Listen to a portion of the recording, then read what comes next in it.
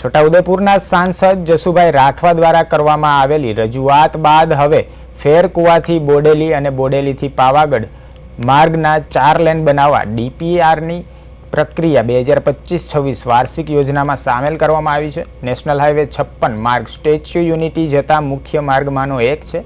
દર વર્ષે લાખો પ્રવાસીઓ અહીં આવે છે। માર્ગ 4 લેન બનાવવાથી ટ્રાફિકમાં ઘટાડો થશે અને મુસાફરી વધુ સુગમ બનશે। તે જ રીતે નેશનલ હાઈવે 756 માર્ગ પાવાગઢ સ્થિત સુપ્રસિદ્ધ મહાકાળી મંદિર સુધી પહોંચવા માટે મહત્વપૂર્ણ બની રહેશે। તહેવારો દરમિયાન અહીં ભારે ભીડ રહેતી હોવાથી માર્ગ પહોળો બનાવી શ્રદ્ધાળુઓને આવનગવનમાં રાહત મળશે।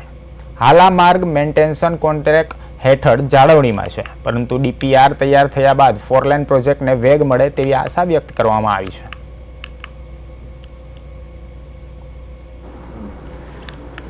દેશના યશસ્વી વડાપ્રધાન આદરણીય નરેન્દ્રભાઈ મોદી સાહેબ અને ભારત સરકારના માર્ગ અને મકાન વિભાગના માન્ય મંત્રી શ્રી નીતિન ગડકરી સાહેબને આ વિસ્તારના 3 ધારાસભ્યો અને હું સંસદ સભ્ય તરીકે રૂબરૂ રજૂઆત કરવાથી જે NH56 જે ફેરકુવાથી લઈને જબુગામ સુધી નો બનાવવાનો છે, 4 માર્ગીય રસ્તો બનાવવાનો છે।